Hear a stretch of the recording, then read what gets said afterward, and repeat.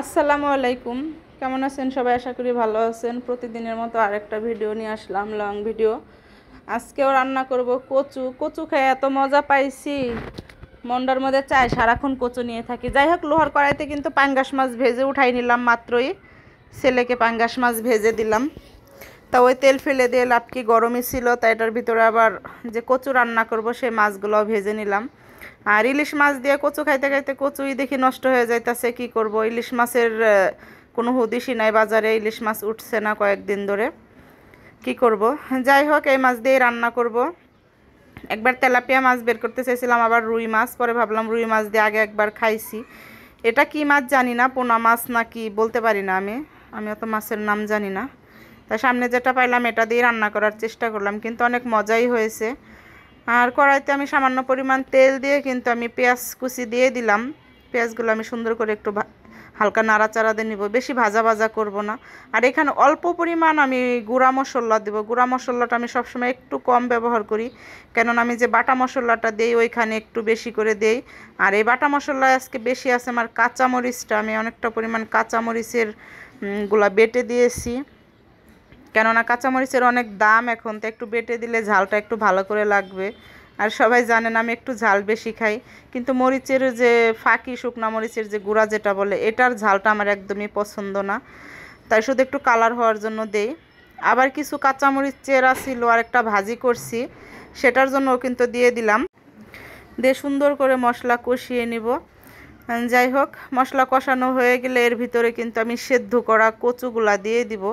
কচুগুলা কয়দিন আগে আনছে, তাই তখন একটা ইলিশ মাছ এনে মাথা দিয়ে রান্না করছিলাম আর খাওয়া হয়েছিল। তা বাকি তো আর ছিল না, তা এইটুকু কচুই ছিল। কি করব, পরে রাইখে দিছিলাম আবার আনার জন্য, তাই পাইনি, তার এভাবেই খেয়ে ফেলাইলাম। কিন্তু এত সুন্দর সেদ্ধ হয়েছে বলে বোঝাতে পারবো না। এই 2 তারিখ 2টা কচু আনলো, অনেক সুন্দর সেদ্ধ হয়েছে। কিছু কিছু তারিখ কচু আনে, কচু একদমই সেদ্ধ হইতে চায় না, আর সেদ্ধ দেওয়ার পরে কালো হয়ে যায়। এত কিছু করি তারপরও মানে যে কচুরও মনে হয় জাত আছে ভিন্ন। যাই হোক, আমি কিন্তু আর একটু পানি দিয়েও সুন্দর করে কষিয়ে নিচ্ছি বারবার এটা, কেননা আমি একটু বাটা মশলা দিয়ে ভালো করে রান্না করার চেষ্টা করছি যাতে খেয়ে মজা লাগে। এই তো কি সুন্দর করে একদমই টকবক টকবক করে ফুটতাছে। আর এদিকে আমি আর একটু সবজি দিয়ে দিলাম, কেননা এখানে একটু তেল বেশি উঠে গেছে, এই জন্য। কি আর করবো, একটা বেগুন আর কয়েকটা চেরি টমেটোগুলো দেখতে এত সুন্দর, ভাবছিলাম যে না খাবো না, ফ্রিজে সংগ্রহ করে রাখবো।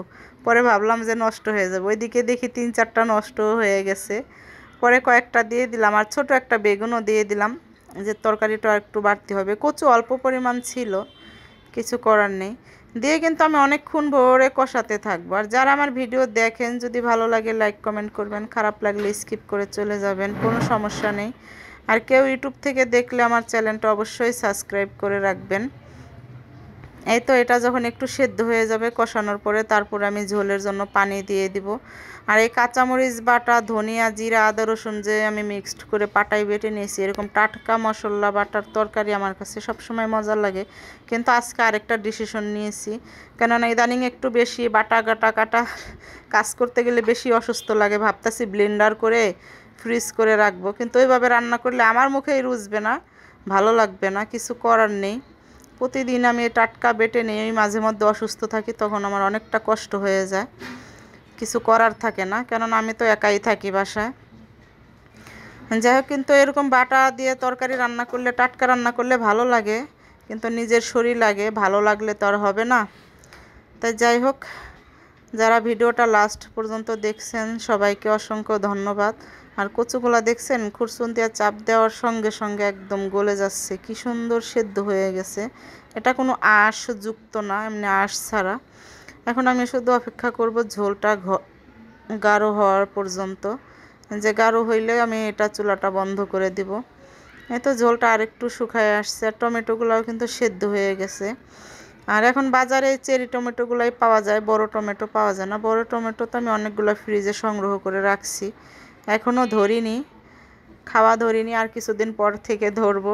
টমেটোর তো আর কিছুদিন পর থেকে আরও অনেকটা পরিমাণ দাম বেড়ে যাবে। যাই হোক, আমার রান্নাটা কিন্তু প্রায় শেষ হয়ে গেছে, এখন কিন্তু আমি চুলাটা বন্ধ করে দিব। এই তো দেখেন কি সুন্দর একটা লুক চলে আসছে, খেতে কিন্তু অসাধারণ লাগছে। ভালো থাকবেন সবাই, আল্লাহ হাফেজ। ক্যান্সার লোকের শীত লাগতেছে।